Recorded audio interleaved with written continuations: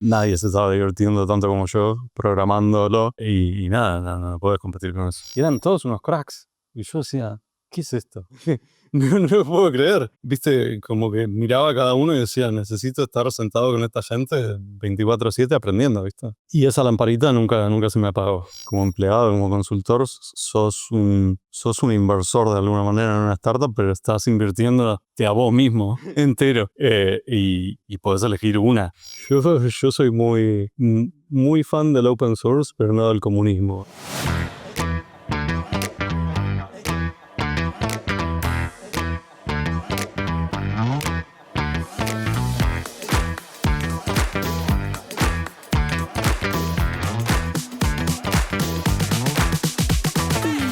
Bueno, bienvenidos a otro episodio de entrevista de Tecnología Informal. Hoy tenemos un invitado bastante especial, alguien que conozco hace ya un par de años, a Nicolás Bebacua, que trabaja en una de las empresas, fuera de joda, más importantes culturalmente en el ecosistema, muy famosa en Estados Unidos. En Argentina no tiene tanta presencia, que yo creo que vamos a llegar a hablar un poquito de todo eso. Pero bueno, yo trabajaba en FinTech y imposible trabajar en FinTech y no saber de Ramp, como la empresa, por la reputación que tiene. Particularmente tiene dos grandes reputaciones, que es haber crecido rápido y tener el mejor talento del ecosistema. Por ahí le gana Palantir, no sé, no vamos a hablar de eso en algún momento, pero tiene mucha reputación. Y le contaba a Nicolás justo ayer de cómo yo llegué a conocerlo a él, que yo justo estaba en un mes hablando algo en Silver y dije, no conozco en Argentina a alguien que haya llegado a ser manager desde Argentina, sin haber vivido en Estados Unidos. Y me acuerdo que estoy haciendo sourcing, veo el perfil de Nicolás y ya Nicolás hizo eso. Y dije, la puta madre, me equivoqué. Tipo, digo algo y alguien ya me demuestra que estoy equivocado. Y me quedó esa idea, ¿no? de Nicolás y bueno, un poco tiempo después, una mesa después, terminamos conectando y llegamos a colaborar un poquito. Pero yo, de hecho, no lo ubicaba para nada. O sea, no sabía quién era antes. Antes de que yo era recruiter, no te ubicaba. Y bueno, ahí bueno, nos conocimos y fuimos hablando cada tanto. Así que bueno, te paso el micrófono para que te hagas tu auto intro. Dale. Sí, soy Nico. ¿Por dónde empezar? ¿Qué sé yo? La verdad, si me preguntás cómo arranqué, fue algo medio informal mi carrera, porque arranqué como en la secundaria, ¿viste? Haciendo jueguitos y demás. Y un día me acuerdo patente, un amigo me dice, che, vos sabés que con C# podés trabajar, ¿no? No es solo hacer juegos open source. Y yo como que no lo podía creer. Y bueno, eventualmente entré en la municipalidad de Morón a trabajar en el departamento de informática. Fue brillante, unos hermosos 3 meses. Y bueno, de ahí me fui metiendo en consultoría y demás. Eventualmente me cansé de lo que es el mercado argentino, la formalidad de la consultoría. A veces el estilo de empresas que había acá era como que los managers eran muy desconectados de lo que es la tecnología en sí. Era mucho más formalizado el rol de manager como algo específico que no tenía nada que ver con ser un tecnólogo. Y dije, no, bueno, ¿para qué voy a trabajar para una consultora cuando puedo trabajar directamente para el exterior? No tenía la más pálida idea si eso existía o no, pero bueno, renuncié. Y me puse a buscar startups, ¿viste? Cosas por el estilo. Y terminé encontrando algunas páginas. En ese momento era AngelList, tenía como publicaciones de startups y qué sé yo. Y era bastante popular en ese momento. Y encontré un par de laburitos de esa manera y me encantó. Nunca más quise volver a algo que no fuera de producto después de eso. Además era otro tipo de gente de la que podías aprender un montonazo comparado con lo que venía encontrando acá. Y nada, en general mi experiencia es bastante por ese ángulo de descontracturado, ¿viste? No me funcionó la facultad, por ejemplo, tampoco. Y bueno, encontrando el camino de esa manera, qué sé yo. Vamos a hacer una cronología un poquito de tu carrera porque tengo preguntas, pero es importante, digamos, dar el pantallazo de qué haces ahora, ¿no? O sea, en el LinkedIn tenés como Head of UI UX, es un puesto de management. ¿Es como nivel director? ¿Cuánta gente tenés a cargo? Un poquito, ¿qué estás haciendo ahora? Mira, te cuento desde el principio. Yo entré a Ramp, éramos 100 personas en total en la empresa hace 4 años. Ramp tiene 6 más o menos. Entré como un IC, como un individual contributor en el equipo de frontend. Y armé toda la parte del design system en lo que es el frontend. De ahí, por unos meses no conseguimos a nadie. Después creció mucho el equipo y terminé haciéndome manager. Yo no quería. Si quieres hablamos de eso también.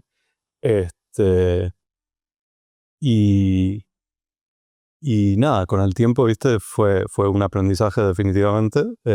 Ahora el equipo que tengo yo seremos unos 70 personas más o menos, mayoritariamente frontend y mobile. Hay una partecita de backend. En algún momento manejé el equipo de talento, muy random, pero fue unos meses medio caóticos. Y nada, ahora es eso, todo el frontend y un par de equipos puntuales de producto, de backend, entonces. Claro, bien, grande, mucha responsabilidad. Sí, Hay un patrón interesante que tenés vos que tiene mucho que ver con nuestra generación, ¿no? Digamos, hay un paso por instituciones públicas, ¿no? Tenés como en el LinkedIn tenés el BCRA, ¿es? O no, ¿puede ser? estuve en la municipalidad de Morón y estuve en algún momento por medio de una consultora en el Ministerio de Hacienda de Cava, que también fue Ah, una experiencia maravillosa. Este, que nada. ¿Por qué? Y porque te muestra algo que no ves en ningún otro lado, que es, viste, que es todo lo contrario a lo que vos pensás que está bien, digamos, y lo vas a ver ahí, en términos de procesos, de burocracia, llevada a un extremo que es completamente inimaginable, que no sé, uno imagina solo de leerlo, pero no es algo que vas a experimentar necesariamente si tenés un poquito de suerte. Es como un patrón, y lo hemos hablado nosotros fuera de cámara, ¿no? Hay como un patrón que yo veo en Argentina, mucha gente que pasó por algunos lugares públicos en algún momento, es algo raro, que no lo puedo explicar del todo bien.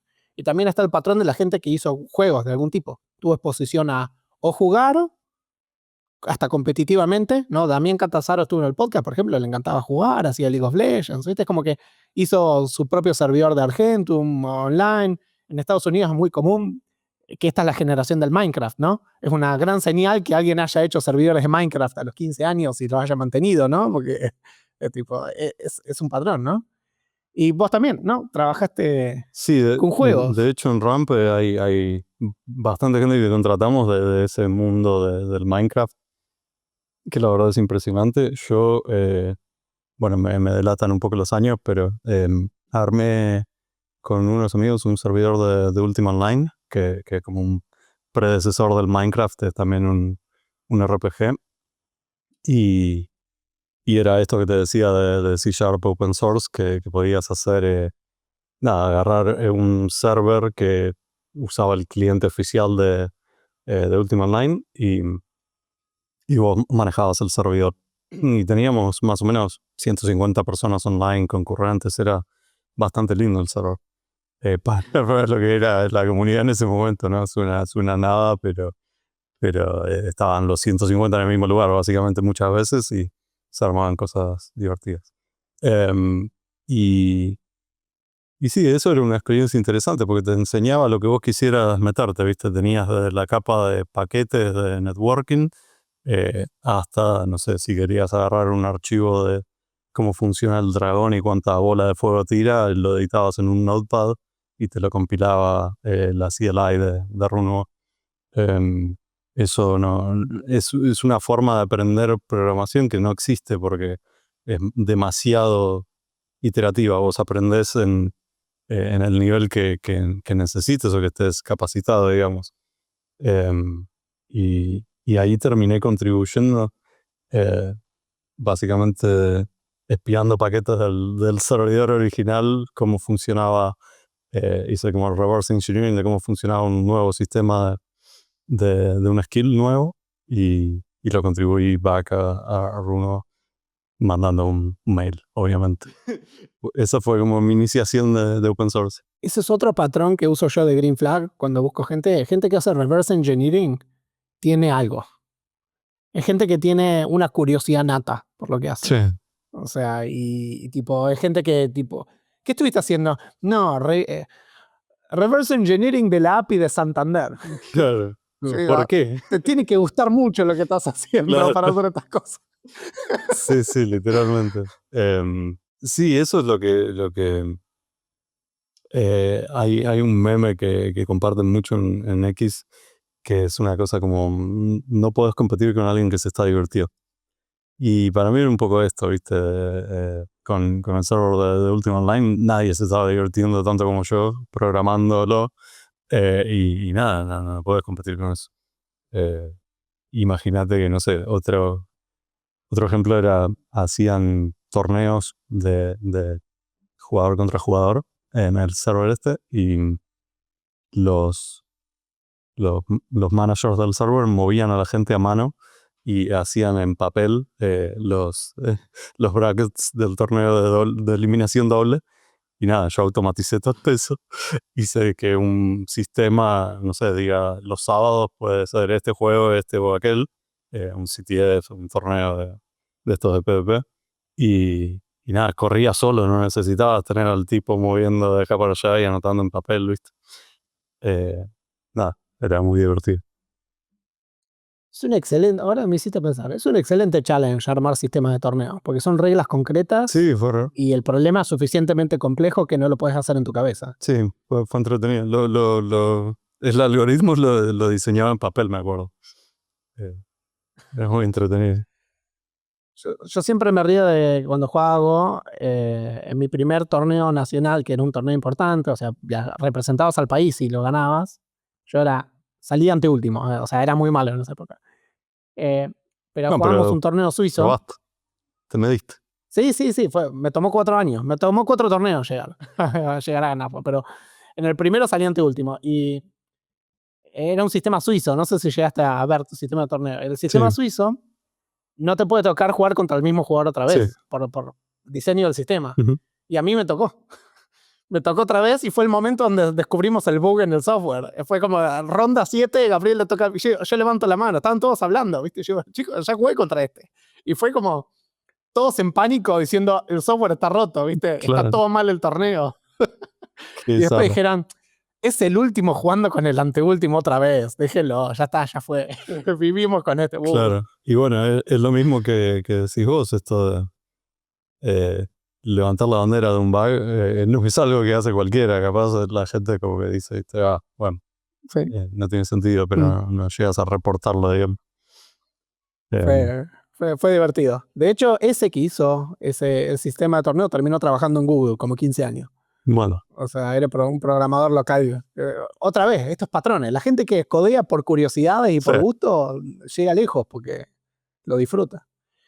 Y me interesó mucho que mencionaste un poco de tu historia, esto de que pasaste por unas consultoras, las veo ahí, tipo Velocity Partners, y dijiste: quiero trabajar directo. Buscaste jobs, fuiste aplicando directo, pero cuando veo el LinkedIn no me queda claro qué encontraste, porque veo una App Press, sí. que estuviste más o menos un año. ¿Cómo fue para vos ese proceso de que te entrevisten, de adaptarte, de trabajar directo? Sí. Mira, te cuento la previa, me parece el punto pivotal. Trabajando para Velocity, trabajamos para una empresa que se llamaba Group Commerce. Viajamos a Nueva York, conocimos a la gente que trabajaba en esta empresa y era un nivel al que yo no estaba acostumbrado. Estábamos en las sprint planning, en las weeklies, en las stand-ups y qué sé yo. Y eran todos unos cracks. Y yo decía, ¿qué es esto? No lo puedo creer. Viste, como que miraba a cada uno y decía, necesito estar sentado con esta gente 24/7 aprendiendo, ¿viste? Em, y esa lamparita nunca se me apagó. Em, entonces, al poco tiempo me pusieron en otro proyecto que era, bueno, mucho menos sofisticado. y eventualmente me puse a buscar. Em, sí, uno de los primeros trabajos que tuve fue este de AppPress, era una startup de Indianápolis, como mencioné antes, que hacían una especie de, si te imaginas el Photoshop, la UI del Photoshop, pero vos dibujabas capas para hacer una aplicación de algo muy sofisticado, como decir una iglesia, y quiere tener su aplicación con distintas páginas, links y qué sé yo. Y entonces era como un WordPress de apps que compilaban a nativo. Armaban como el JSON y compilaba. Y estaba en Angular el frontend. La entrevista de eso, honestamente, suena que sabes lo que haces, vamos a probar. Era demasiado informal. Yo creo que hoy día cambió eso. Pero un par de los trabajos a los que entré en esa época fueron, ni siquiera tenías una entrevista. Si tenías una entrevista, un take home para ver más o menos. Pero a veces pasaba que no sé, leían el blog y decían, sí, suena que sabes de lo que estás hablando, vamos a arrancar. Em, Era mucho de tirarte a la pileta en Hacker News, en publicaciones de trabajos que esto siento que es algo que pasa mucho, que la gente no se tiene confianza de decir, no, dice New York, dice US only, no sé, y no se manda. Y yo me mandaba igual, aplicaba todo lo que podía y alguno decía, che, sí, capaz conviene pagarle a este argentino, viste, 3 lucas y media por mes y nada, te ahorras un montón de guita, capaz es bueno, vamos a probar. Más en una startup que eso suma un montón.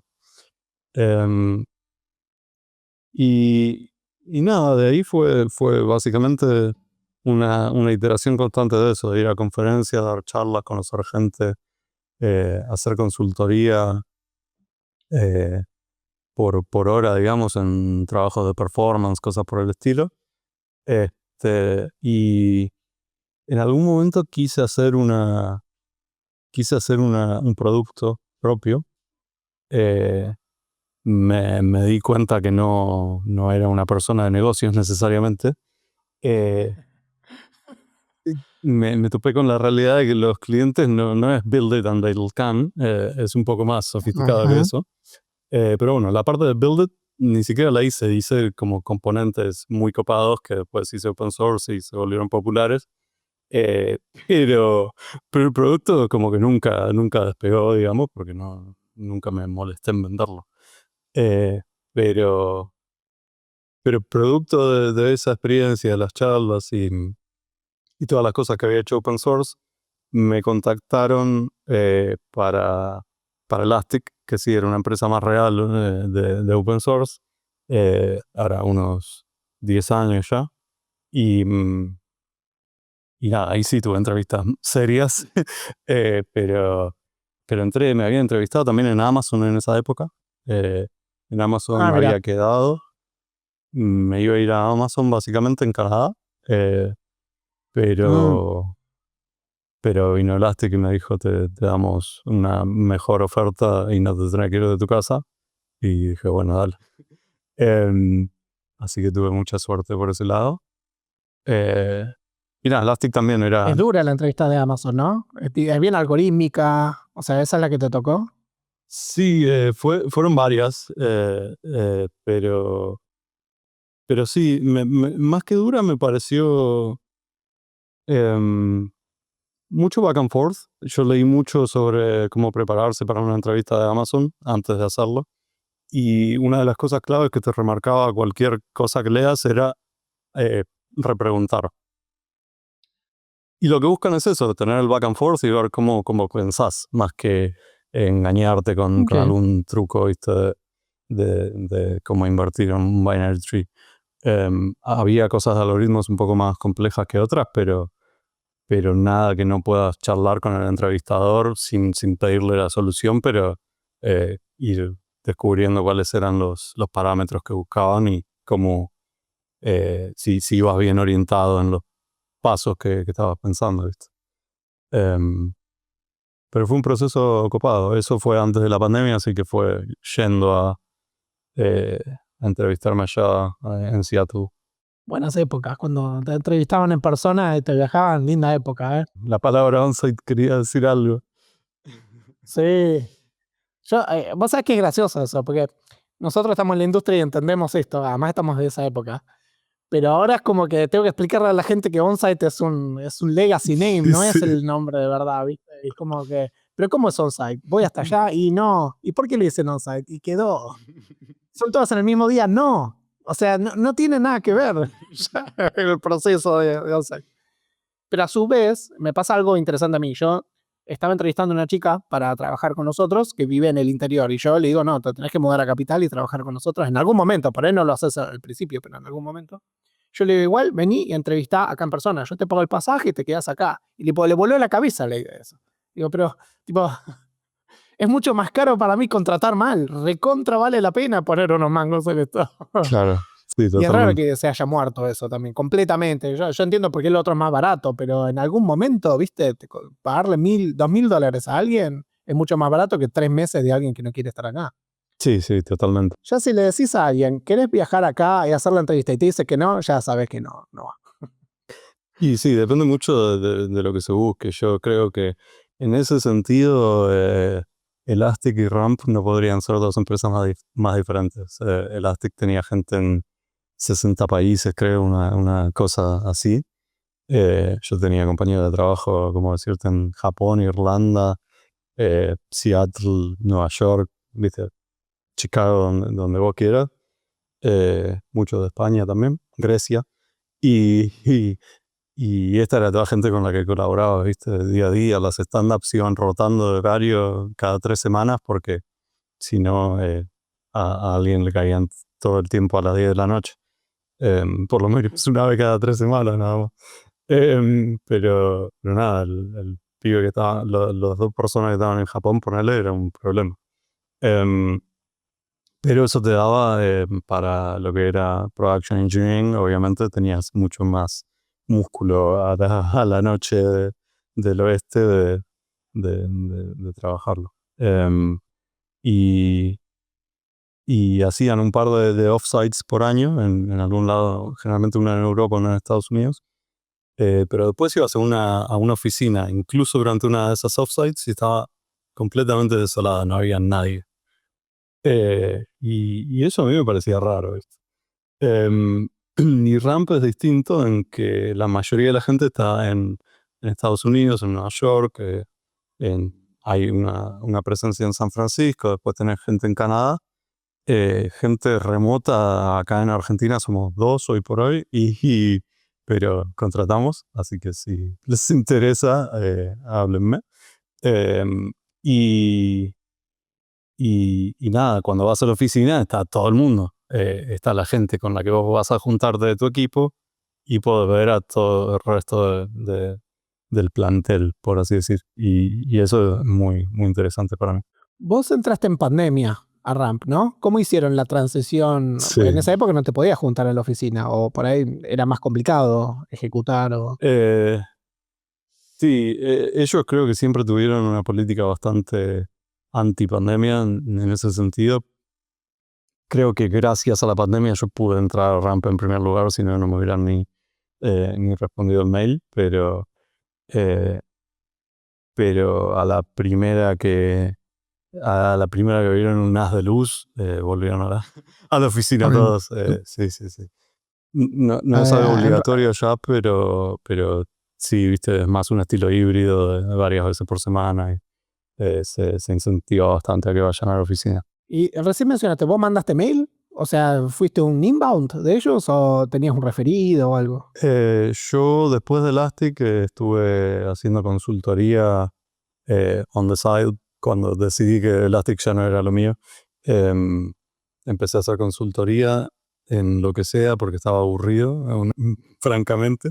Y literalmente dije, bueno, voy a agarrar lo primero que vea en Hacker News. No puedo estar tan aburrido. Em, Y lo primero que vi en el Hacker News que me contestaron fue un founder que estaba dejando de trabajar para un VC en un proyecto de un CRM del VC este. Y nada, me puse a trabajar en eso durante un año más o menos. Era un proyecto para nada copado, pero me quedé ahí porque dije, este tipo vale la pena y si quiere hacer un CRM integrando otros 2 CRMs, yo se lo voy a resolver.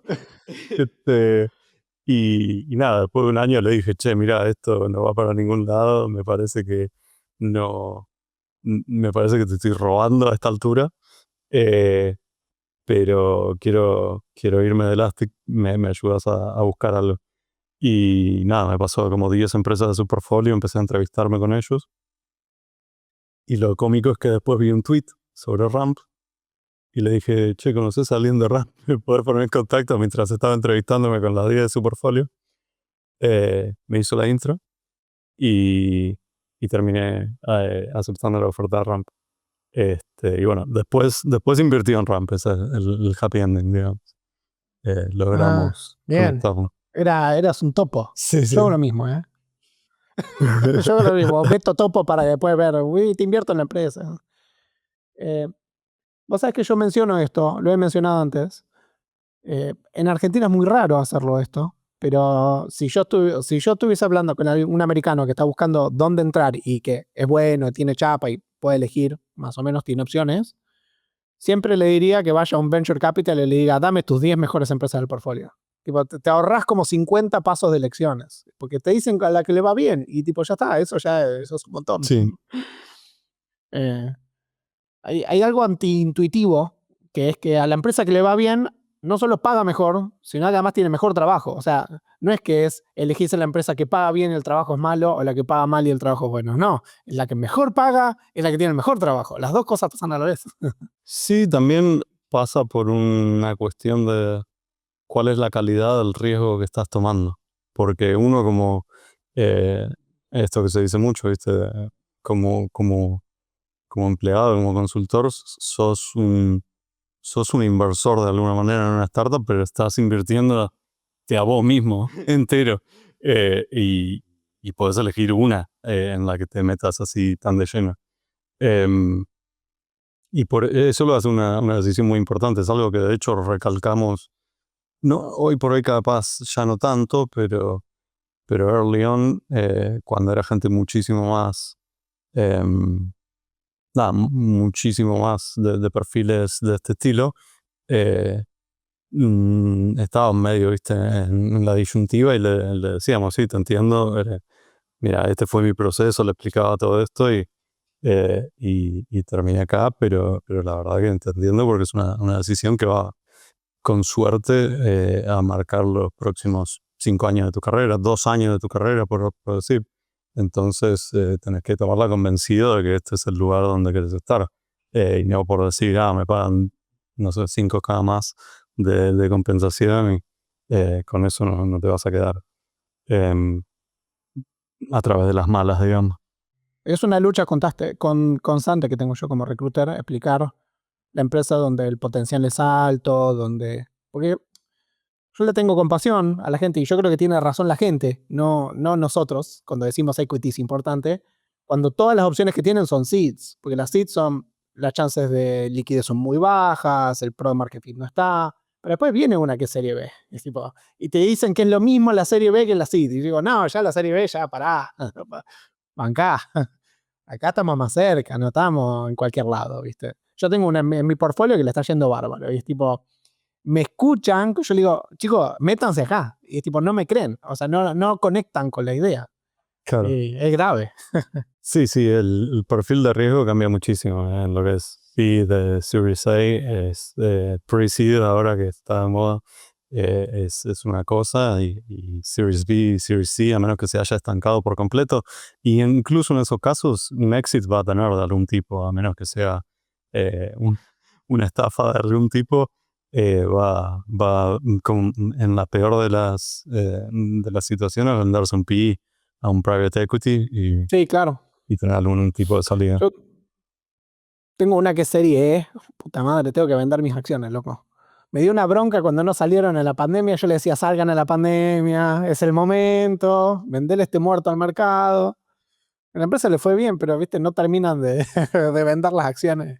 Espero mi evento de liquidez.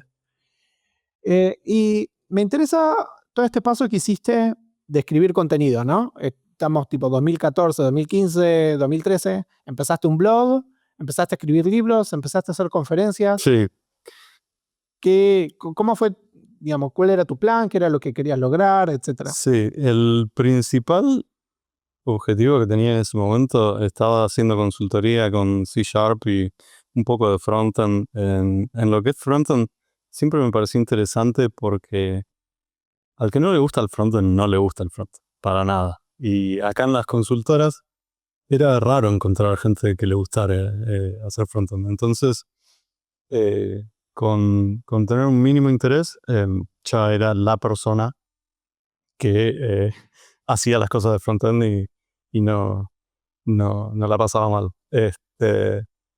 Y, y nada, me pasó que por algún motivo en ese último año en Velocity dije, bueno, tengo que salir de mi área de confort de este trabajo que no me está llenando tanto. ¿Y qué puedo hacer? Bueno, voy a hacer un blog. Primero hice un juego en XNA, pero nada, para como aprender una tecnología nueva. Aprendí un par de cosas más de Microsoft, pero no me... Eran tecnologías muy, muy raras. Y, y ahí encontré Node.js. Dije, Node.js está interesante. Eh, y, y el blog en realidad fue decir, bueno, voy a hacer algo real que exista. Para esto, el plan era básicamente, voy a escribir unos artículos y ahora voy a necesitar a dónde publicarlos. Y para eso tengo que enseñarme a programar en Node.js, a hacer el server, lanzarlo y poner los artículos ahí. Y mientras tanto sigo escribiendo artículos como para seguir incentivándome a hacer esto. Una vez que subo el blog, obviamente no lo veía nadie, pero eso no era lo relevante porque era una meta personal, ¿viste? Y más o menos al año de escribir el blog, me pareció copada la idea de escribir un libro. Em, y nada, también a, contacté a Manning y ellos te dan un editor, ¿viste? Y te pones a debatir un poco cómo sería la tabla de contenidos de lo que crees, le vas dando forma de una manera súper iterativa, entonces no es algo que digas desde el día uno, che, esto es una tarea eh, colosal. Eventualmente te das cuenta que escribir un libro es muchísimo trabajo, y si lo querés hacer por un tema de notoriedad o de plata, no da resultado. Es una experiencia enriquecedora si te gusta escribir, eh, pero tenés que estar convencido de que querés escribir un libro porque querés escribir un libro y no por cualquier otro motivo. Es lo que le digo siempre a todo el mundo, porque pasa mucho que te contacten de... hay algunas publicaciones que ahora no me viene el nombre a la cabeza, pero que te contactan para decirte, che, vimos en tu LinkedIn que dice talento, querés escribir un libro de hiring, y capaz la gente dice, mira, una oportunidad grandiosa, esto es un tren que pasa una vez en la vida. Y la Es realidad es muerto. que si vos querés escribir un libro de eso, vas y le escribís a un publisher que se quedan con toda la guita y encantados te van a decir, sí, por aquí pasa el señor Gabriel, arme la tabla de contenidos y escriba su libro, nosotros nos quedamos con 8 de cada 10. Y ¿Manning te daba 20%? no me acuerdo, pero era un número muy menor, más para el volumen de ventas que tiene un libro técnico. Claro. ¿Te pagan un adelanto o algo? Sí, generalmente sí. O sea, si te pagan un adelanto, tiene que haber un proceso de selección. ¿Cómo evalúan que no sos un queso, digamos? ¿Cómo fue el Y proceso? teniendo un blog, supongo, no sé Ah, realmente cómo filtran, si es por eso. Me parece que buscan gente que tenga material publicado de algún tipo, no sé, respuestas de Stack Overflow, blogs, tweets, lo que sea, ¿viste? Pero, por ejemplo, Manning, la verdad que no tengo un feeling, pero Riley tiene como una marca, Sí. digamos. Tienen que tener algún tipo de vara. Vieron tu libro anterior y dijeron, este tipo no es un fantasma. Claro, Y, sí, con O'Reilly me parece que pasó eso. Yo les escribí también a ellos, les llegó una propuesta de los libros que quería escribir, y les gustó, habían visto, viste, el libro anterior, eh, el blog y demás, y fuimos para adelante. Pero me parece que es distinto si ya publicaste algo, Claro. mucho más. Te da la credibilidad de ya es un autor, digamos, publicado. Claro. Alguien más tuvo que haber hecho la verificación, supongo. No, bueno, también lo que más les debe pasar es que la gente no lo termina. Ujú. Entonces, ya viendo a alguien que terminó un libro, ya es señal de que puede terminar un libro, Claro, que es un montón. si terminaste uno, capaz Bueno, terminas dos. yo trabajé en la industria de las publicaciones. Yeah. O sea, Script era eso. O sea, que llegué a entender bastante de cómo se hacían los libros, cuánto se quedaban las. Es una industria con un problema de estructura de mercado. Tiene un problema de estructura de mercado y no lo sabe resolver porque además los jugadores están peleados entre sí. Ahí está como Amazon contra todos y todos los otros tienen sí son buenos en elegir libros. Amazon no es bueno en elegir qué libro va a tener éxito, al menos no lo ha demostrado a lo largo del tiempo. Entonces tenés el publicador tradicional que es bueno en elegir y crear las marcas, que se queda con muchas marcas que no se las quiere vender a Amazon, y Amazon que es más, publica lo que vos quieras, qué sé yo, y te doy más margen. Entonces están como re peleados y no se desbloquea. Y es un problema porque Script nunca salió de la trampa esa, porque de hecho, bueno, ya pasaron 10 años y me estoy quejando de ellos que no me pagaron el equity todavía, a pesar de que la empresa le fue bien, así que les estoy cobrando. Pero el problema general es que tienen un deal con las publishers y que todo el negocio está contingente a que no hables con Amazon. Entonces es como que si nos lo hicieron a nosotros, se lo hicieron a todos. Por lo tanto, el mercado tiene una estructura donde el tipo que tiene plata no puede operar porque está peleado con los otros publishers. Y a su vez, los otros publishers tienen como un modelo mental medio arcaico. Y es como pasa con Spotify y los registros. Spotify hizo algo que no se pudo hacer con libros, que es esto de pagar por cuánto la gente lee y todo eso no te lo aceptan con los libros porque la gente no lo lee. Y es medio el mismo problema de distribución, ¿no? Porque al fin y al cabo, lo único que saca el autor de un publisher reconocido es la distribución y el logo de decir publiqué en O'Reilly. Pero si vos ya tenés una marca, viste, esto lo mismo con los medios, de founders que van direct y hablan en un podcast durante 3 horas y no necesitan pasar por MSNBC, porque no les suma nada. Es un poco lo mismo. Si vos ves, no sé, Stripe Press, es como un toque de Midas, ¿viste? Lo que tocan se convierte en oro. Y ahí está un poco más alineado, por lo menos. Pero ¿Cuántas ventas de libros tenés? Entre todos los 3 libros que publicaste. no tengo idea. Varios. Orden de magnitud. 1000, 10.000. Poner que 20.000 entre los 3. Okay. Una cosa así. Es un montón. No está mal. Sí, no está mal. Qué sé yo. No son Harry Potter, ¿viste? ¿Conoces el libro Grokking Design Algorithms?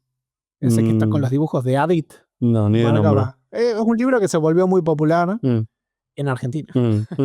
Y era mi compañero de trabajo en Script.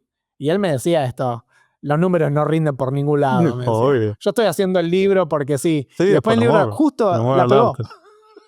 Sí. Y justo la pegó. Sí. Pero sí, es como los odds. Pero me están imagino, en contra por tuyo. más que la haya pegado, que si ese tiempo que invertía en el libro lo invertía en consultoría para el exterior, Claro. La iba a pasar mucho más tranquilo. Compraba acciones de Ramp en el 2021 y ya está. Claro. Bueno, y me interesa, vos sabés que lo menciono bastante y tengo mucha gente que viene al podcast que trabaja o en DevTooling o en Open Source. Elastic es un caso de eso. Y me quedó esta deuda de mi carrera como programador, que yo tengo un perfil muy orientado a producto y siempre tuve como una barrera en hacer Open Source. Porque te juro, yo voy a Next.js y hice un par de PRs peor. Voy a Next.js y tipo, no entiendo el código, siento que es otra cosa. al código que yo conozco. Y siento que en general, como una dinámica de trabajar en Elastic, que es tipo, todo tu trabajo es público, ¿no? Entonces, como que no hay. Por ahí el trabajo de producto tiene alguna neblina de cuál es el impacto de lo que vos hacés, porque por ahí es un feature corto, qué sé yo, pero el trabajo en open source siento que es tan distinto. Es cómo se evalúa, cómo se piensa, cómo es la dinámica. ¿Vos tenés alguna opinión de lo que es trabajar en Elastic o Ramp en este aspecto? Primero, en Elastic yo trabajaba en realidad en una parte cloud source, que era la parte de cloud, que era como un competidor de AWS para el hosting de Elasticsearch, Kibana, Logstash y demás. Open source es complicado, depende de por dónde lo mires. Como, como dinámica de trabajo está buena, te enseña muchísimas buenas prácticas que no siempre necesariamente se aplican en otros lugares en términos de documentar las decisiones que uno toma y tomar decisiones que sean escalables y no tomar ciertos atajos que te pueden perjudicar a la larga. Yo creo que si estás demasiado... lo veo como un espectro un poco entre open source y producto, porque si estás demasiado del lado de open source, te terminas volviendo muy idealista y después te la das contra una pared cuando te pasa esto que te digo yo, quise arrancar un producto y me puse a hacer componentes como si eso fuese a hacer lo que alguien quería que comprar. Y claramente no iba a reemplazar Jira por haber hecho un text area más sofisticado. Ese me parece que es el problema que tiene y se extiende a las empresas, porque si vos ves, capaz no es el caso de Vercel, me parece que Vercel es muy único en ese sentido, de una empresa que encontró cómo hilvanar open source y un modelo de negocios que funciona muy bien. En el caso de Elastic era mucho más complejo porque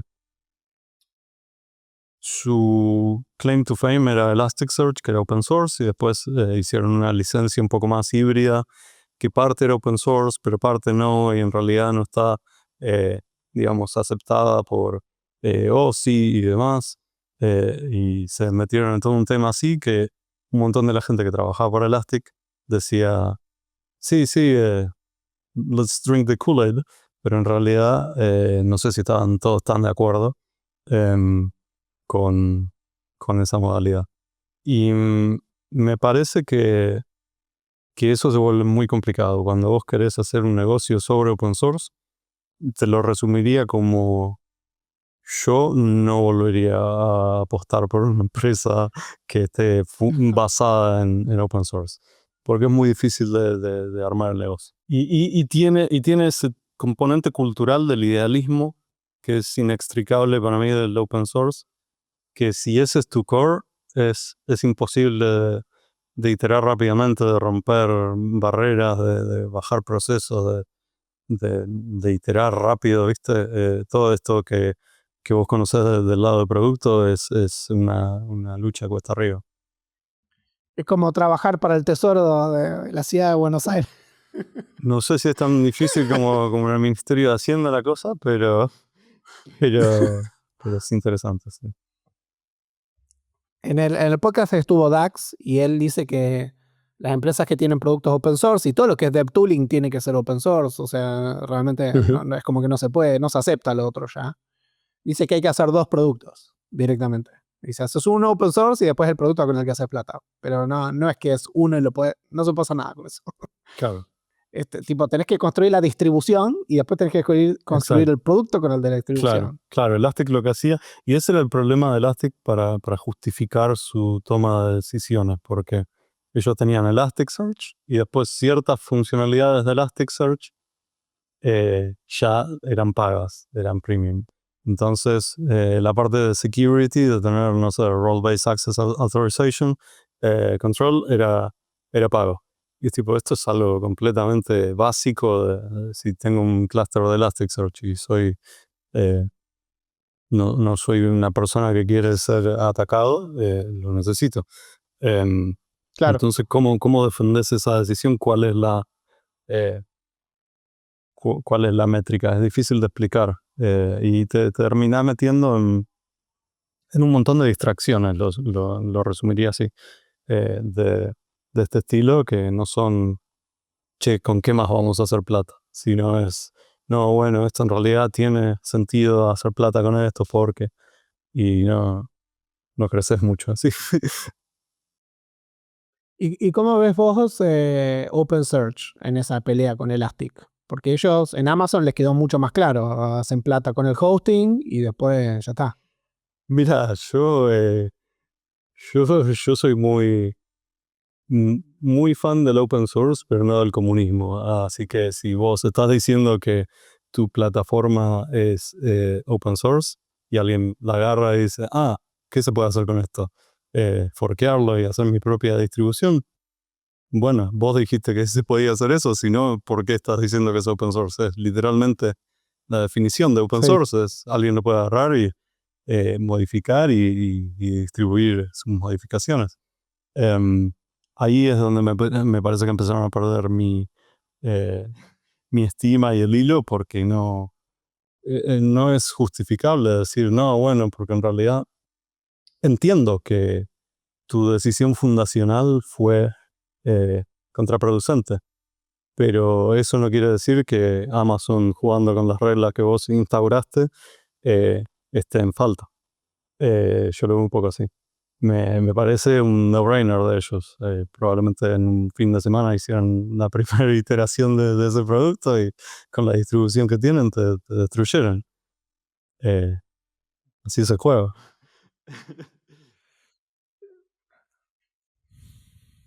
Es difícil alinear los intereses a veces. Y yo creo que eso que mencionás de Elastic, que empieza de una manera y después lo hace, le pasa a todos. Me pasa a mí, por ejemplo. Yo tengo una agencia, una empresa de servicios, y cuando recién empecé mi negocio no tenía clientes y tipo tengo que comer barro. Entonces viene el cliente y me dice, te pago 10%. Yo le digo, bueno, no tengo otra cosa, ¿viste? Y después pasa un año, tengo una cartera grande y el cliente de 10% y ahora le digo, yo no te quiero atender más, ¿viste? Y como que es muy difícil hacer esa conversión. Y decir que yo no tengo tanto problema, porque yo siempre puedo decir se acabó y no pasa nada, pero viste, cuando vos recién empezás tenés que prometer mucho. Y de repente cuando te va bien decís, uy, prometí cosas que tipo me están mordiendo, Sí, tipo sí, quiero sí. ir para atrás y como que no hay un mecanismo para alinear esas cosas bien, pero a su vez es lo que te trajo hasta donde estás, entonces, viste, Sí. es difícil. Sí, es un problema de toda la industria, de hecho, porque a Redis le pasó lo mismo. Tuvo Sí. un proceso muy similar donde hicieron también una licencia más bespoke, que era anti-Amazon básicamente, para que no puedan hostear su servicio y cobrar un proporcional. Em, Sin ir más lejos, con empresas como Amazon, que yo me entrevisté y quedé en el proceso, te pasaba que vos decías, che, yo todo el trabajo open source que hice, todos los artículos, puedo seguir haciendo esto, está bien, y ellos te decían, sí, en tu tiempo libre puedes hacer lo que quieres. Y capaz en una empresa como Elastic te decían, sí, obvio, seguí haciéndolo, viste, puedes ir a conferencias, hacer lo que vos quieras. Y como que lo usaban como parte de su plataforma. Y nada, tenés esa disyuntiva de, che, te encontramos por esto, pero ahora no queremos que lo hagas tanto en realidad, porque una vez que entraste acá ya está, producí para nosotros. ¿Trabajas en una empresa que está buscando talento? Recomendanos. Nosotros trabajamos con algunas de las mejores empresas del mundo y les filtramos y les buscamos talento para que puedan armar el mejor equipo posible. Si en tu empresa están contratando, mencionanos. Hablemos un rato de Ramp. Finalmente, llegamos a Ramp, podés hacer toda la propaganda. Yo voy a hablar un poco de cómo yo hablo de Ramp. Yo cuento en el podcast mi historia, que una de las ofertas que rechacé gravemente, en realidad no fue una oferta, pero yo creo que lo hubiese conseguido, fue para trabajar en Brex cuando era Seed. Porque ellos me dijeron, che, estamos buscando a alguien que haga backend en Elixir. Y yo soy tipo frontend, qué sé yo, y yo le dije, chicos, ¿qué están haciendo? Yo no quiero trabajar en Elixir. A los 2 meses soltaron Elixir y era todo JavaScript. O sea que grave lo que pasó. Yo le dije que no, estaban valuadas en 300 millones, me parece. Ya tenían una serie A. Y me acuerdo que, bueno, Brex había sido una de las empresas que más rápido creció en su momento, fue 2017, creció un montón. Y de repente apareció Ramp, que era como una versión costa este de Brex, ¿no? Encontraron, Sí. digamos, como Origin Story, las dos ofrecen como el servicio de tarjeta de crédito para startups, reverse churns, un product market fit violento. Pero me sorprendió mucho que Ramp, primero, creció más rápido que Brex en un espacio mucho más corto. Y lo otro que pasó, y yo lo viví con Brex, porque llegué a hacerles el proceso de entrevistas con ellos 3 veces. Y me pareció una entrevista re fácil. Yo dije, el talento acá no puede ser muy bueno. Me acuerdo sentir eso, ¿viste? Y Ramp rápidamente era, bueno, tiene algunos cracks, tipo estaba el de programación competitiva, ese Neil Wu, el que después se fue a hacer Cognition Labs. Sí. Pero como que armó una reputación de talento duro, ¿no? Y lo armó en Estados Unidos y yo llegué a trabajar con Ramp a través de un partner que me pasó como una lista de requerimientos y era que tenían que tener o libros escritos o programación competitiva o tipo una lista de 10 que decía esto es imposible, decía, me acuerdo que estaba todo eso. Y pasan los años y yo, por ejemplo, cuando en una plataforma, hay una plataforma que se llama Paraform que te dice qué tipo de las empresas les gusta a los founders, digamos, de dónde picar talento, ¿no? Y Ramp está siempre. O sea, Ramp está siempre. Y yo digo, no van a agarrar de ahí, ¿viste? Pero tipo, está siempre. Entonces, la reputación de talento que tiene es muy importante, ¿no? Entonces, es una de las empresas con más crecimiento, más rápido crecimiento, debe estar con Deal, digamos, abajo de ChatGPT, porque ese partió todo, pero es medio raro porque tiene 7 años, ¿viste? No sé. Pero estamos en top 10, seguro. Top 10 de velocidad. Mejor reputación de talento. ¿Cómo llegamos acá? Hacé tu pitch de Ramp, explicarle a Ramp a la gente y cómo llegamos acá. Sí, sí, Ramp es una plataforma de automatización financiera, básicamente. Si vos tenés una empresa como Silver, te dan el sistema para que vos le puedas dar una tarjeta a cada uno de tus empleados y cuando tienen un viaje a costa de la empresa puedan pedirte los fondos, rendirlos en la plataforma, subir los recibos y no tener que estar una mañana entera, en el mejor de los casos, rindiendo gastos, subiendo recibos, sacándole fotos a cada cosa, sino que pueden hacerlo on the fly y no necesitan hacer tanto trabajo manual. Eso es como con lo que empezó, que es la tarjeta. Después agregamos la parte de reembolsos, la parte de pagos de cuentas por transferencia, por ACH y demás. Y nada, el producto se fue expandiendo. Tienen la parte de accounting, obviamente, travel para hacer tus bookings desde la plataforma. Me viene el inglés porque no tengo los términos en español de esto. Tiene una parte de tesorería ahora que es como una cuenta que te da un yield bastante importante de los fondos que tenés en la cuenta. Estamos trabajando fuertemente en lo que es intake, que es básicamente yo necesito un servicio o un producto, puedo preguntarle a Ramp con plain text qué es lo que necesito y Ramp me orienta en lo que es el servicio, el workflow de procurement de la empresa. Esto ya es para empresas más grandes y sofisticadas, que no sé, capaz si vos querés contratar LogRocket y tenés un gasto anual de $1 millón, probablemente no sea tarjetearlo y listo, como dev, sino que tenés que ir a compras y lidiar con el proceso de ellos. Nosotros tratamos de reducir la carga manual que tiene todo ese proceso.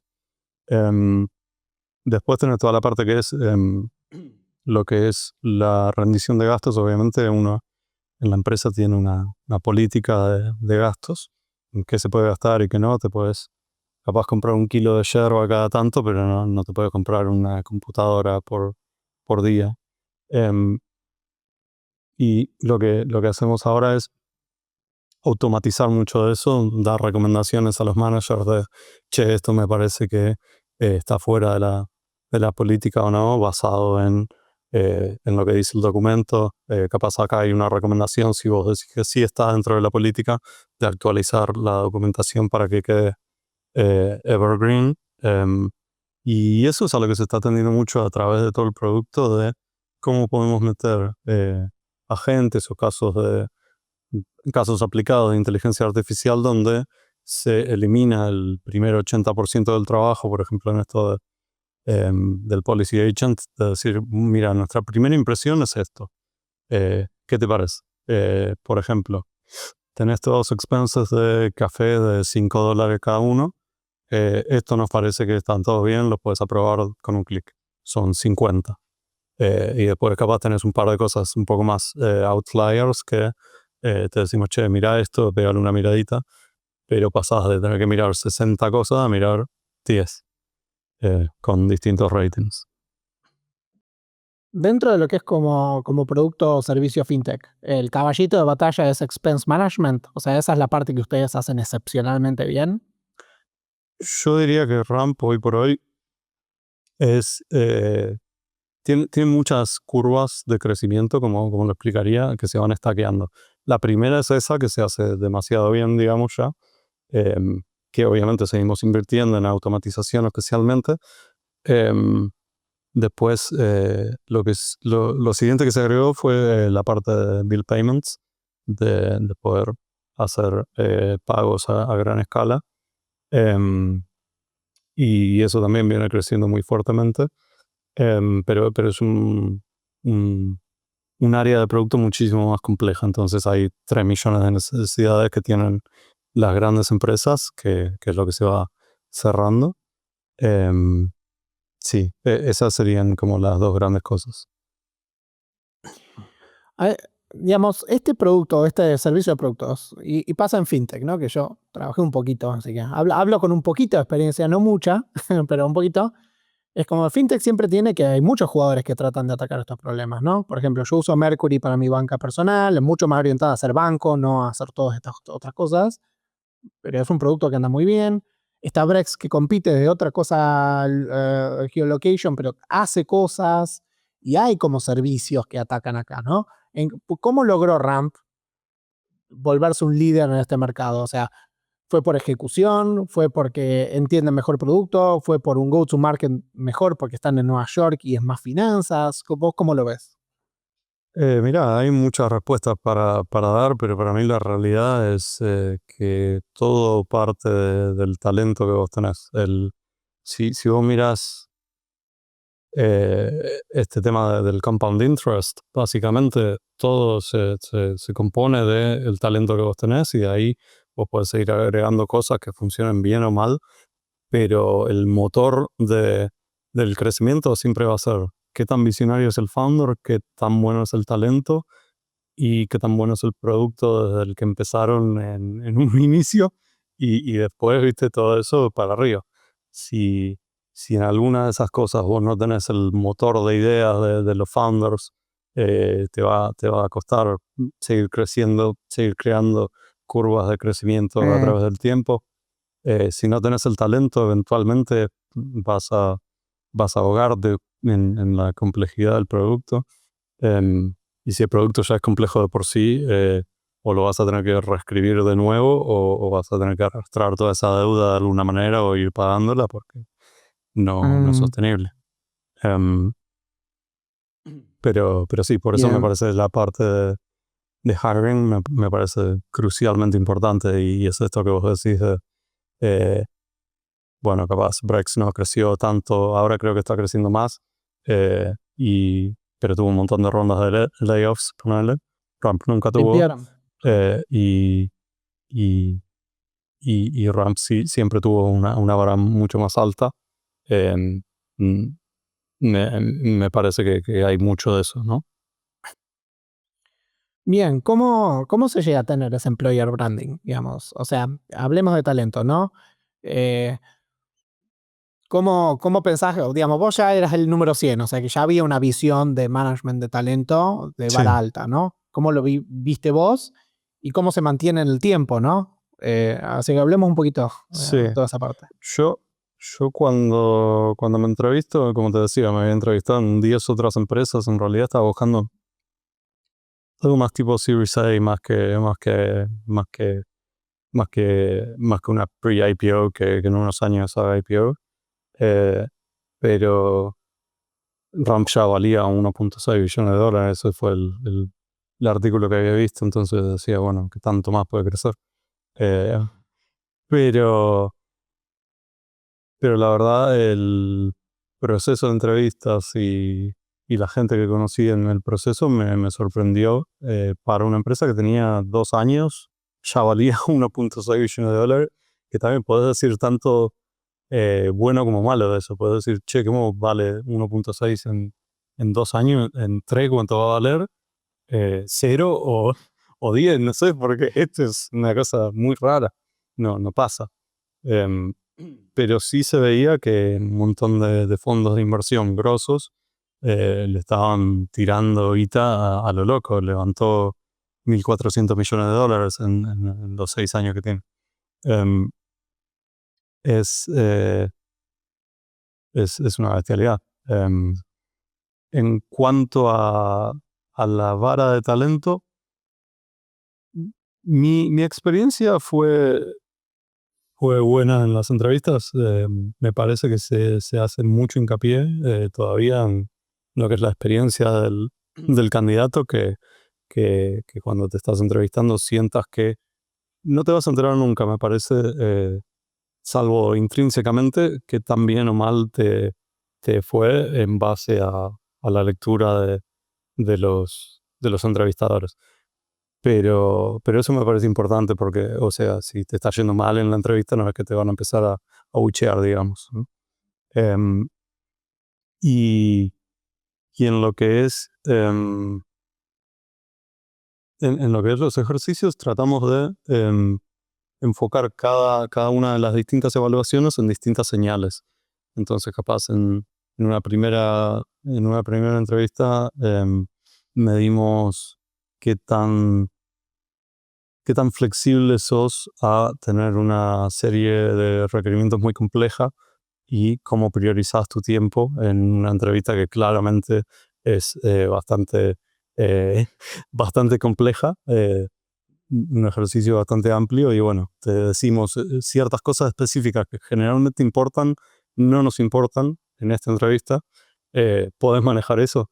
Y hay gente que dice, no, esto es importante, yo lo voy a hacer. Y en el ejercicio está clarísimo, esto no importa. Bueno, mucha gente cae en eso. No, Te estilan cuando le decís no quiero estilos. exacto. El clásico. Sí, es exactamente eso. Em, y, y esa es una de las entrevistas, ese es el gran filtro que tenemos en lo que es frontend por lo menos, pero tenemos una similar en mobile también. Y una vez que pasas eso, hay bastante buenas chances de que pases el on-site, que son otras 4 entrevistas. La filosofía ahí es un poco, no queremos perder ni nuestro tiempo ni tu tiempo en traerte al on-site, hacerte 4 horas de entrevistas más y que no tengas buenas chances de quedar. Entonces, por eso ponemos Claro. toda la carne al asador al principio y después validamos otras cosas. Em, en la on-site, ahora tenemos una entrevista que mide básicamente si puedes razonar bien en algoritmos. Es decir, si tenés un problema que es de algoritmos completamente resolvible, digamos, eh, pero que claramente no es algo tan sencillo como mostrar una lista de datos en una UI, sino que hay que pensar un Claro. poco. Y mide específicamente eso la entrevista. Y otra entrevista que estamos terminando de ultimar para este fin de mes es una evaluación de que también usas herramientas de AI. No quiere decir que también implementas un chatbot, pero si tenés una implementación larga y te decimos usa toda la AI que puedas para llegar lo más lejos posible, cómo te perfilás. Y eso es algo que se está empezando a usar en toda la industria de evaluar cómo te adaptaste a este cambio de ahora hay que usar AI porque si no te quedaste atrás. Em, y después tenés la entrevista de arquitectura y diseño, que nada, es bastante clásica, es charlar de cómo ves trade-offs entre diferentes tecnologías, contar capaz algún proyecto que hiciste que te parezca complejo, qué fue lo complejo, cuáles fueron los challenges, cómo los atravesaste, qué aprendizajes tuviste. Y después hay una de Edge Leadership, que básicamente es una cuestión de team fit, de cultura y de cómo te posicionas frente a una empresa. Y nada, esas son las entrevistas principales. Después hay algún filtro más de algún code challenge, pero básicamente eso. Me interesaría hablar un poquito de la entrevista de AI, porque vos sabés que es algo que, desde mi lado, que tengo 50 empresas, clientes, empiezan a surgir estos temas de cómo evaluar la adopción de AI, pero no saben cómo hacerlo. Sí. Yo no he visto challenges que me hayan satisfecho del todo, ¿no? Entonces, contame un poco qué es lo que en este ejercicio, qué es lo que querés evaluar, porque ¿qué le evalúas? Los prompts. Vos podés tirar un prompt que te tire 3/4 de la solución y puedes tener mala suerte y que te tire cualquier cosa y que no ande Correcto. y te meta en un laberinto cualquiera, ¿no? Ese es el gran riesgo. Sí, mira, yo lo veo de esta manera. Si vos te estás entrevistando en una empresa, lo que está clarísimo es que te están evaluando a vos, ¿no? Ok, entonces si vos agarrás y decís mi contribución a esta entrevista va a ser copiar y pegar el prompt en un chatbot de ChatGPT, ver qué me dice, copiar y pegarlo en el editor y ver si compila, Claro, no contribuiste demasiado, así funciona Flawlessly, ¿no? claro, No me mostraste nada de cómo funciona tu cerebro. Yo en la claro. entrevista lo que quiero saber es cómo pensás. Sí, Ni siquiera me interesa tanto que el ejercicio ande a todas luces y que le pegues a todos los requerimientos, tanto como entender cómo pensás, cómo pensaste los trade-offs, cómo llegaste a la solución a la que llegaste y cómo puedo extrapolar de ese rendimiento tu rendimiento en 1 o 2 años de empleo, que es una cosa, si te pones a pensar, es una locura. Yo veo una persona 1 hora, entre todos la vemos 6, 7 horas, con mucho, y ahí decidimos, sí, esta es una persona que puede trabajar para nosotros por 2 años. Es es difícil. como casarte después de una cita. Tomamos un café y de acá decidimos si nos casamos o no casamos. Claro. Entonces, yo me parece el principio fundamental es ese. Partiendo de esa base, lo que a mí me interesa evaluar con una entrevista de AI es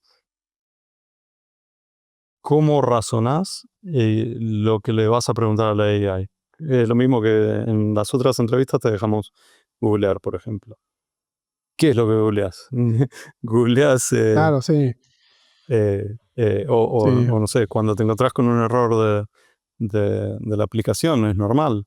¿Cómo lo debugueas eso? Decís, no sé, le preguntas al entrevistador que te ayude o empezás a tirar hilos de alguna manera.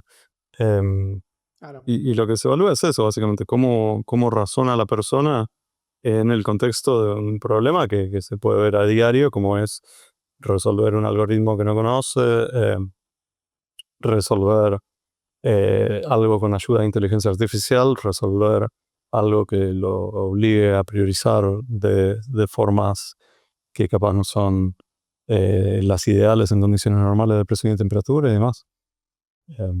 Pasa un poco por ahí. ¿Cómo Pasa resuelve? que sí, yo necesito insistir en este tema de evaluación porque, digamos, vos podés tener un developer que en su workflow tiene muy buena adopción de AI y usa Cloud Code.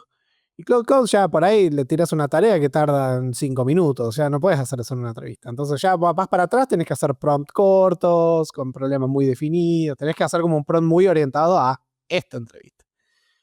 Y además lo que te tira hay que leerlo. Y entonces ahora tenés que leer un pedazo de código que te tira Y que tipo, es como que si te tiró un desastre y no te das cuenta, porque leerlo es mucho más difícil que escribirlo. Para entender algo, Sí, es mucho más difícil leerlo que escribirlo. sí.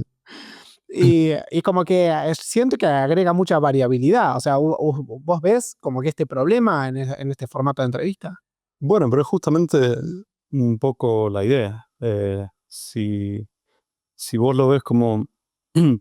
No, olvídate de la inteligencia artificial. Lo ves como un pasante medio sospechoso, que le tiene que revisar todo el código. Y vos le decís, che, hace esto. Y te vuelve con una caja de ravioles. Qué sé yo. Hay que ver qué es lo que hizo, por qué, y tratar de darte cuenta cuáles partes puedes rescatar, cuáles no, y qué se puede hacer. Va un poco por ahí la cuestión, me parece. De, de verlo como, para mí todo lo que es, lo que yo estoy viendo, todos los mejores casos de AI, de uso, son em, tratar de remover el 80% de los pasos que hay desde que vos decís, me parece que es por acá, hasta que llegaste acá. Entonces, un ejemplo que no tiene nada que ver, pero te lo tiro de Ramp es, hicimos internamente una extensión de Chrome que vos podés ir a cualquier property de Ramp como un empleado, hacer un highlight de alguna parte de la página y decir, esto me parece que hay que cambiarlo por esta otra cosa. Te abre una ventanita de chat, te iterás con el bot y te abre un PR. Vas al PR y puedes conseguir un review de algún frontend o pasárselo a alguien más que lo lleve over the finish line. Todo eso que te digo, hasta que se abra el PR, antes era un proceso manual. Venía el chabón, te publicaba un screenshot en Slack, alguien de frontend venía, hacía todo el PR y qué sé yo, perdía su flow por un copy edit, ¿viste? Y ahora capaz un diseñador de punta a punta lo puede hacer con un rubber stamp.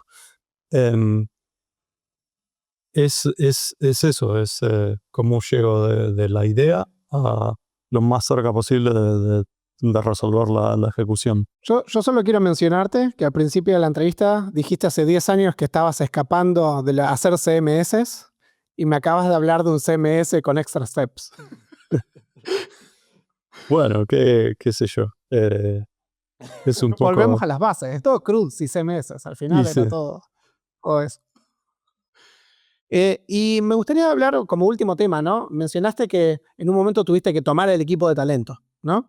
¿Qué hiciste ahí? ¿Qué pasó? sí, nada, early on en Ramp éramos, en ingeniería éramos 30, en frontend éramos 4.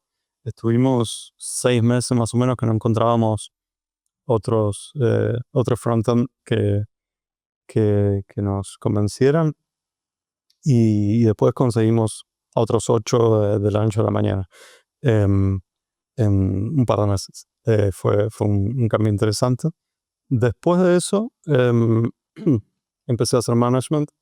Eh, Como te había dicho, era algo que era medio reluctant, por una cuestión de esto que te decía antes, de que no me gustaba el management tradicional de hacer, de estar en el micro de cada persona, qué es lo que tiene que hacer para su día a día y qué sé yo. Pero acá es un modelo mucho más de player coaching, de decir, mira, me parece que esto lo puedes mejorar, que esto tendrías que publicitarlo más, por ejemplo. Em, o, o acá me parece que estuviste mal en ir por este lado, en dar feedback de esta manera o lo que sea, y nada, cosas para corregir. Entonces, más ayudar a orientar a la persona más que hacer su trabajo por ellos. Es la forma que lo definiría. En la parte de talento, en algún momento salió la persona que era el Head of Talent, y realmente no teníamos una alternativa en ese momento. Teníamos a un chico, Jacob, que es que es el VP de People, que en ese momento había pasado de Risk Operations a ser el jefe de People y como que no se sentía del todo listo para afrontar el equipo de talento, entonces dijo, bueno, vos te interesa mucho el tema de contratar gente muy capacitada y demás, te lo damos a vos el equipo por unos meses y vamos viendo. Y básicamente hicimos eso, creo que fueron 2 o 3 meses, o un poco más, o 6, de manejar el equipo de talento, que nada, era muy interesante porque es un equipo que no tiene nada que ver con ingeniería, pero ahí sí capaz fue más de una especie de micromanagement, de decir, che, no, a nosotros lo que nos interesa es esto, es aquello, y, y nada, ir devagueando en el funnel de recruiting, qué era lo que estaba faltando. En algún momento eran las entrevistas, había alguna que era muy fácil, alguna que era demasiado difícil, algún entrevistador que le decía que no a todo el mundo, algunos entrevistadores que le decían que sí a todo el mundo. Mi rol hoy por hoy, sigo revisando los scorecards de los paneles de prácticamente todos los candidatos a los que les terminamos haciendo una oferta. Y muchas veces pasa que lees un scorecard que tiene una conclusión, pero lees el texto y la conclusión es otra completamente distinta. Es otra, sí. Y nada, remarcar eso a la gente, ¿viste? Y entrenarlos a decir, no, pará, acá estás diciendo que sí porque es una mentira cómoda, no porque es lo que vos creés realmente. Y, y, y algo que aprendí del CTO de Ramp, Karim, es un poco eso, de confrontar a la gente no porque creas que están equivocados necesariamente, sino por el simple hecho de confrontarlos y ver qué hacen. Insisten en su posición, entonces están más convencidos de lo que vos creías, o no insisten en su posición, entonces realmente no, es como que dijeran, pongo esto, pero no tenían una posición tan formada. Eso me parece súper interesante. Es muy interesante. A mí me pasa en la empresa que ahora, cuando contratamos para Silver, todo el equipo entrevista primero. Yo estoy involucrado, hago una, qué sé yo, pero después viene como la debrief.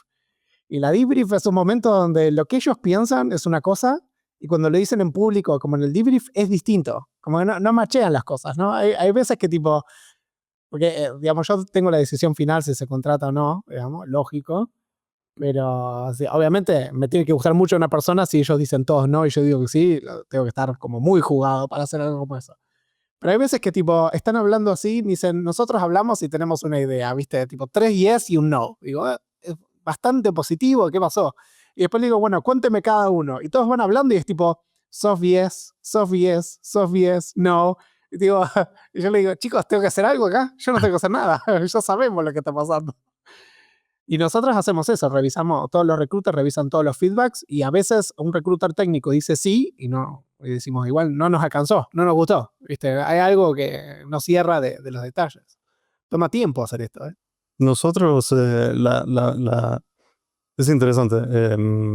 La política que tiene un poco Karim es buscar spikes en un candidato, buscar cosas en las que sean muy proficientes, por más que tengan algunas partes más ásperas.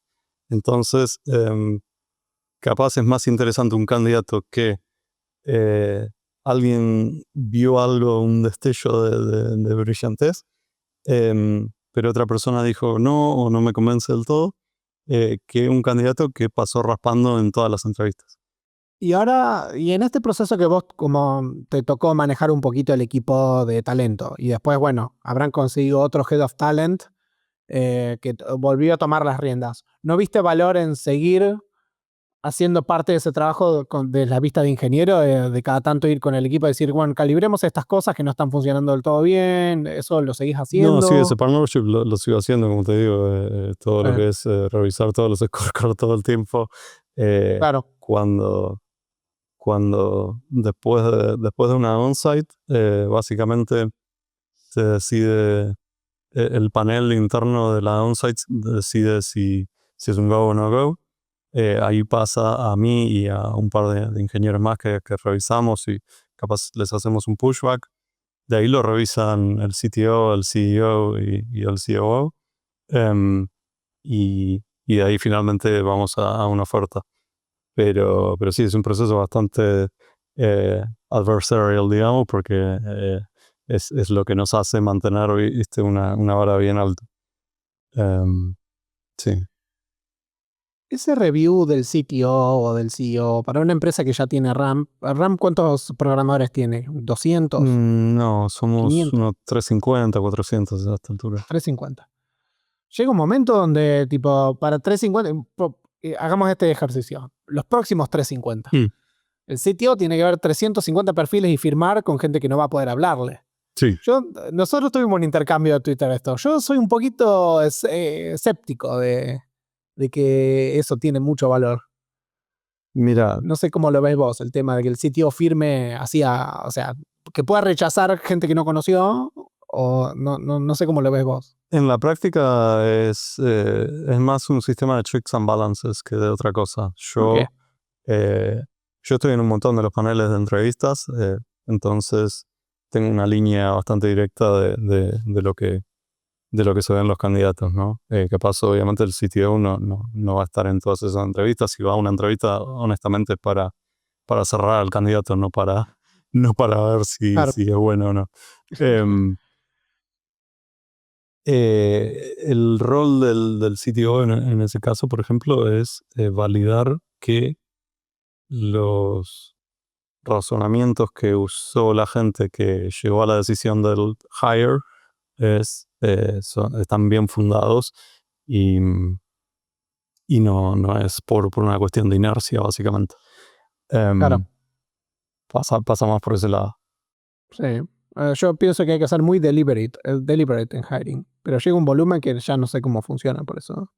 Somos 8, somos 10. Es Yo ahora difícil. tengo que ver todo, Yo pero lo que siempre dije en esta empresa desde que entré es me, me preocupa que a medida que la empresa crezca, que salga a la bolsa, eh, que vaya bajando la vara y llegue a un momento que dejas de crecer porque el crecimiento es una función de la calidad del talento que tenés en una buena medida.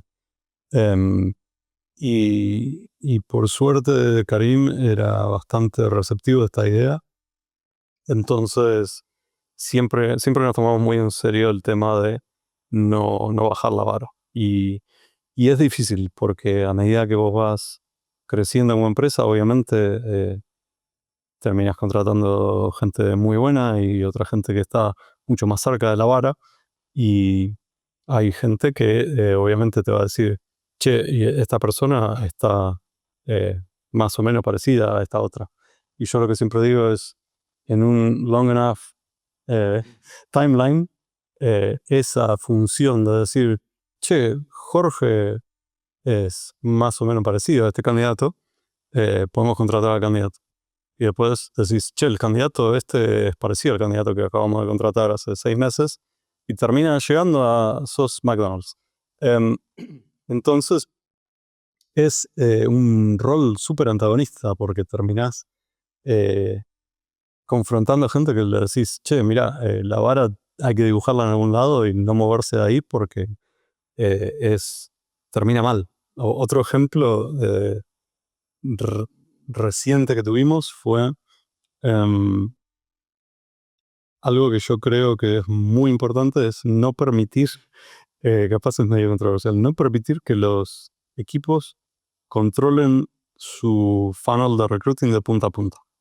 Si vos vas a reclutar backend engineers para travel, por decir, no puede pasar que los entrevistadores sean todo del equipo de travel.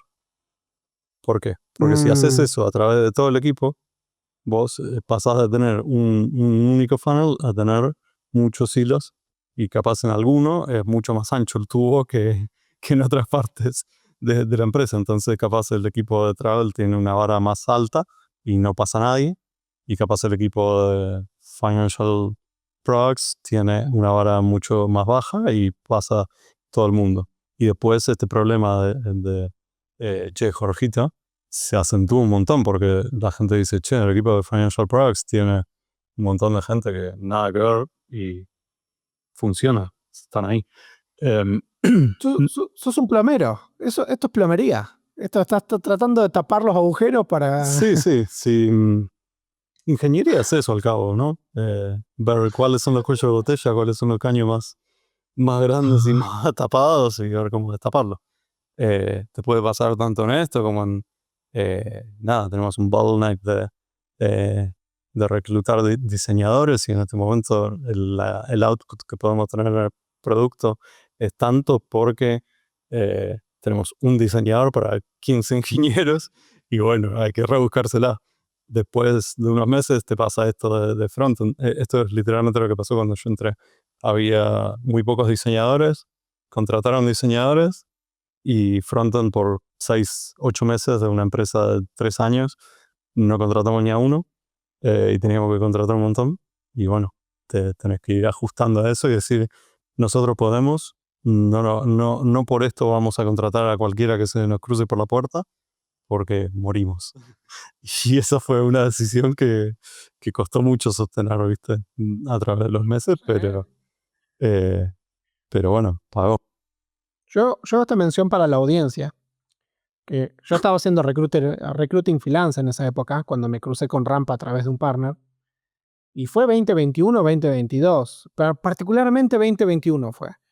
Que fue el pico donde se bajó la vara en todas las empresas. Sí. O sea, que Rampa haya mantenido la vara o hasta la haya subido fue súper contratendencial. Completamente contratendencial. Yo me acuerdo que tenía un cliente, justo el que mencioné, el que le está yendo bárbaro.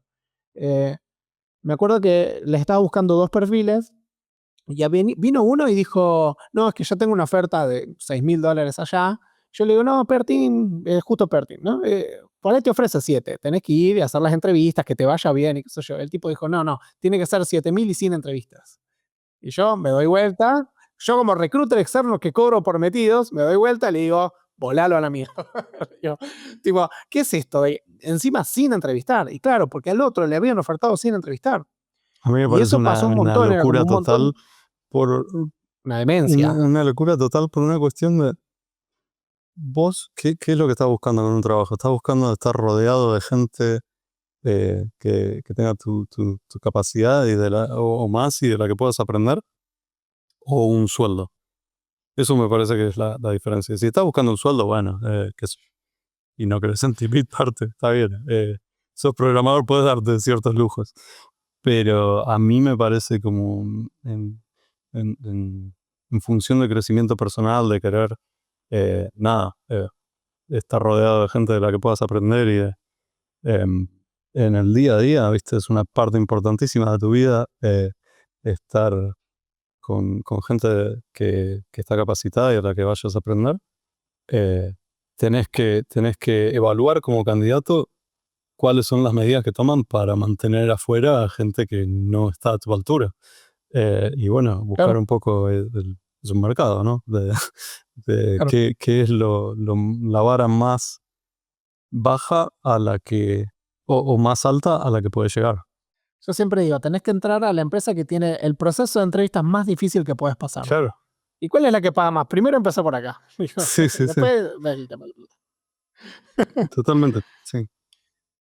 Yo creo que es un problema general en Argentina. Yo lo veo como recruiter, que Argentina es un país pobre. O sea, viste, uno no habla mucho de la situación socioeconómica de los candidatos, porque se supone que uno tiene que ser ciego a esas cosas, pero está la pirámide de Maslow, ¿no? Está la pirámide y está el tipo que es clase media baja, está buscando sobrevivir primero y tiene una Sí. mentalidad muy orientada a eso primero. Eh, percibe todo seguridad. Entonces, si vos le decís, el proceso de entrevistas es difícil, es peor para ellos. O sea, lo ven como es un riesgo a mi seguridad. Entonces, es como que hay No, un pero no candidato tenés que no le nada que puedes hablar perder. así. O sea, el trabajo no lo tenés todavía. Entonces, hoy leía, Sí, hoy leía un sí. post en Reddit que decía, em, fui a una entrevista de trabajo y sentí que me estaban interrogando. Le habían hecho preguntas como decirte, dibujá una casa con un perro y agregarle una hamaca, no sé cómo decirte algo. Y, Sí. y el, Y el tipo estaba completamente superado por eso. Y era como, o sea, no entiendo, ¿qué esperas de una entrevista? ¿La buscaste en el diccionario la palabra entrevista? O? Seguridad. Esperan seguridad. En serio, yo no lo digo en joda. Esperan seguridad. Y cuando vos le decís que es un lugar exigente, que es intensivo, que se trabaja bien, que hay metas ambiciosas, todo eso lo perciben negativo. Claro, sí, sí. Lo perciben negativo porque dicen, es un lugar donde me puede salir mal. Y mi trabajo, mi objetivo es supervivencia. Claro. Es muy distinto. Sí, sí, sí. Y no es que, para mí no están equivocados, simplemente que necesitan un paso interín Sí, sí, de no, es otro seguridad. paradigma completamente diferente. Que me pasa con candidatos que por ahí la pegaron su primer laburo de 100 lucas anuales, pibes de 22, 23, que es una locura. Nosotros no vivimos esa bonanza, No. digamos. Pero tienen esa bonanza y se sienten que están hechos cuando consiguen ese trabajo. Estoy hecho, con esto puedo vivir toda mi vida. Y laburan 2 años y les agarra una crisis existencial. Porque dicen, y ahora ya tengo la plata y no sé qué hacer. Y tipo, no entienden que tienen que subir Claro, a la satisfacción personal. claro. Sí, sí, totalmente. Lo importante es eso, el crecimiento que puedas tener, porque si no, te terminás completamente aburrido por más éxito que tengas monetariamente.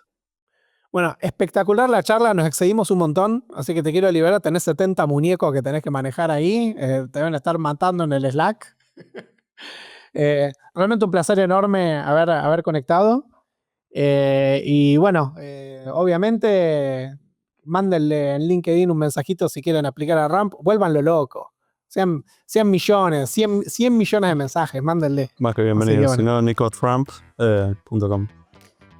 Me escriben. Listo. Bueno, un gusto.